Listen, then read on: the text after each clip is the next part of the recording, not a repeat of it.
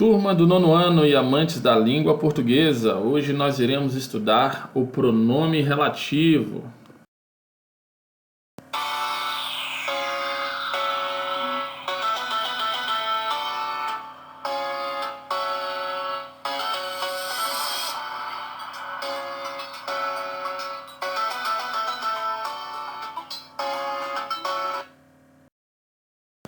Antes, iremos relembrar o conceito de pronome, tá? Pronome é o termo que substitui ou acompanha o substantivo, relacionando-o às três pessoas do discurso.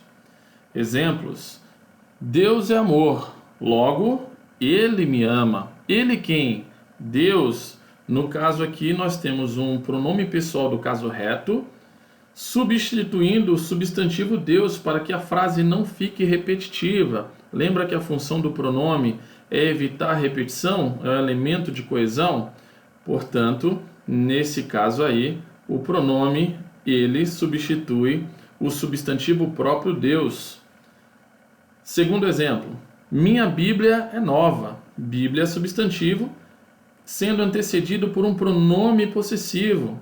Então, remetendo ao conceito escrito acima, certo? O pronome é a palavra que substitui, nós temos ele substituindo Deus, ou acompanhando o substantivo. No caso, minha acompanha, minha pronome possessivo, acompanhando o substantivo Bíblia, ok? Então vamos relembrar também quais são as pessoas do discurso. Nós temos a primeira pessoa, que é denominado emissor, a pessoa que fala. Por exemplo, eu estou falando aqui a vocês. Eu, pronome pessoal do caso reto, primeira pessoa do singular. E tem o nós, primeira pessoa do plural. Segunda pessoa, denominado receptor, aquele que recebe a informação, no caso você que me escuta neste exato momento. A pessoa com quem se fala, no caso seria o tu, no singular, ou vós no plural. Também podemos usar o você, né? Muito usado, no pronome de tratamento você, em substituição ao tu, ok? Então nós temos o tu, ou você, vós ou vocês, certo? E a terceira pessoa, que é o assunto, de quem se fala, do que se trata, tá? Ele ou ela no singular, eles ou elas no plural, certo? Pois bem, chegamos ao pronome relativo e vamos conhecê-lo profundamente agora. Então, o pronome relativo é aquele que retoma um termo antecedente para que não haja repetição. Ele é um conectivo, conhecido como elemento de coesão, que liga duas orações. E por que se chama relativo? Por que se chama pronome relativo? Porque ele se relaciona com um termo que o antecede. Esse vocábulo relativo é oriundo do latim relativo, certo? Vejamos essa observação interessante. Já perceberam que o pronome relativo mais usado é a palavra que? Os demais são. Nós vamos falar mais sobre esse que um pouco mais para frente. Os demais pronomes relativos são da turma dos variáveis. Variável, só retomando aí esse conceito, é a palavra que muda, flexiona, geralmente quanto ao gênero, número ou grau, tá? E ou, no caso. Nós temos aí os masculinos, o qual, os quais, cujo, cujos, quanto, quantos. Os femininos, a qual, as quais, cuja, cujas, quanta, quantas. Da turma dos invariáveis, olha, nós temos um prefixo negativo, in, certo? Ou seja, não é variável. Lembra lá do praia imprópria? Ou seja, não é próprio. Incapaz, não é capaz. Só para lembrarmos aí o conceito da palavra invariável, tá? Então, aqueles que não mudam, não flexionam, nós temos aí o que eu já havia dito que é a palavrinha mais usada, né, nas orações, quem, onde, como e quando. Captaram? Veja só que legal esse exemplo aqui. Nós temos duas orações, a Bíblia é o livro, duas orações independentes, né? Você deve ler o livro. Agora vamos transformar essas duas orações em uma só, com dois períodos, empregando o pronome relativo que é a palavra mais usada, lembra? O quezinho. A palavra aí no caso, que palavra, o que, ó, deu uma escorregada. A Bíblia é o livro que você deve ler. Eu ia gravar de novo, né? Mas dizem que às vezes é legal deixar uns momentos aí de falha nossa, né? Então vamos lá. A Bíblia é o livro que você deve ler. Então transformamos duas orações independentes aí, tá? Em uma oração só com dois períodos. Temos a oração principal, a Bíblia é o livro, e a oração subordinada adjetiva, sendo introduzida aí pelo pronome relativo que nós iremos falar sobre as orações subordinadas adjetivas em outra videoaula. Então, isso aqui é só um prelúdio do que está por vir. Procurem memorizar direitinho todo esse conceito de pronome relativo, tá? Então, no exemplo acima, o pronome que retoma o termo o livro da primeira oração, evitando assim a sua repetição, ó. Teve até uma rima aí, oração com repetição. Valeu? Atenção, atenção, atenção. Cuidado, não se confundam com a palavra que, tá? Não se confunda com a palavra que.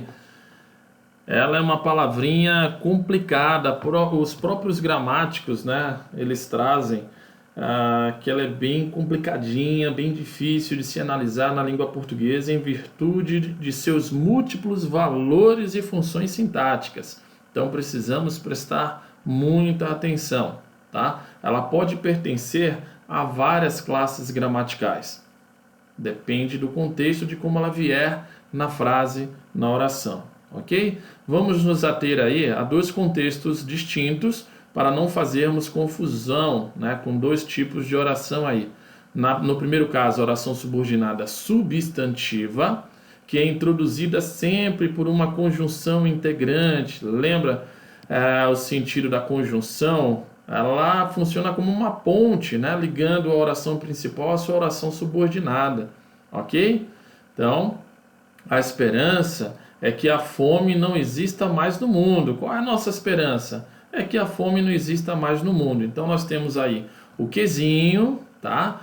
Ligando uma oração a outra. Portanto, se trata de uma oração subordinada substantiva. Vocês poderão relembrar acerca das orações subordinadas substantiva em outra videoaula, certo? Agora, nesse segundo contexto, nós temos os alunos que não estudaram foram reprovados.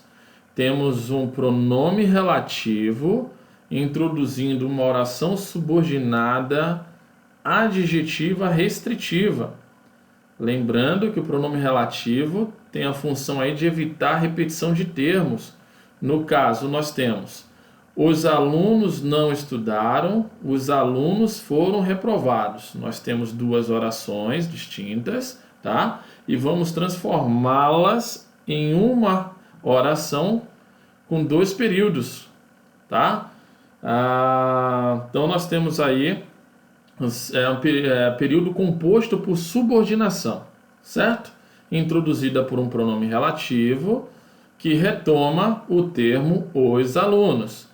Recapitulando, primeiro quezinho aí, conjunção integrante, introduzindo uma oração subordinada substantiva, conjunção ligando a oração principal à sua oração subordinada, e no segundo contexto, no segundo exemplo, nós temos o pronome relativo introduzindo uma oração subordinada adjetiva restritiva, certo? Retomando aí um termo antecedente, no caso, os alunos, ok? Eu coloquei essa luzinha, mas tem outras também lá no blog que vocês poderão olhar, aprofundar um pouquinho mais, tá? Então fica aí a dica. E é isso, pessoal. Chegamos ao final de mais uma videoaula. E esse último slide já serve de trampolim para a videoaula que aborda a oração subordinada adjetiva. Então, retomando, o pronome relativo ele introduz uma oração subordinada adjetiva que retoma um substantivo da oração anterior. Exemplo: recebam os atletas que representam nossa cidade. Nós temos recebam os atletas e temos os atletas representam nossa cidade. Transformamos duas orações em uma só, com dois períodos, tá? Nós temos período composto por subordinação, portanto, nós temos aí uma oração subordinada adjetiva, restritiva, introduzida aí por um pronome relativo, ok? Então essa aula aqui serve de trampolim para a próxima videoaula. Um grande abraço a todos, espero que vocês tenham gostado. E aqui é só um lembrete para que você não se esqueça de olhar lá na descrição deste vídeo. É só clicar que você já vai Eita! Vamos lá, é só clicar que você será direcionado para o meu blog e poderá aprofundar, estudar um pouquinho mais sobre este assunto, tá? Eu ia cortar para gravar outra vez, né, aqui em cima, mas vamos deixar o falha nossa aí para darmos um pouquinho de risada e deixar o negócio um pouquinho mais descontraído, né, como fazemos em sala de aula. E aqui nós temos mais um lembrete, também lá na descrição, tem minhas redes sociais, se você quiser acompanhar mais sobre a nossa língua portuguesa, as postagens que eu costumo fazer. É só curtir, seguir, compartilhar, deixa sua sugestão, seu recado, sua crítica. Vai ser muito bem-vinda a sua sugestão e sua crítica, tá?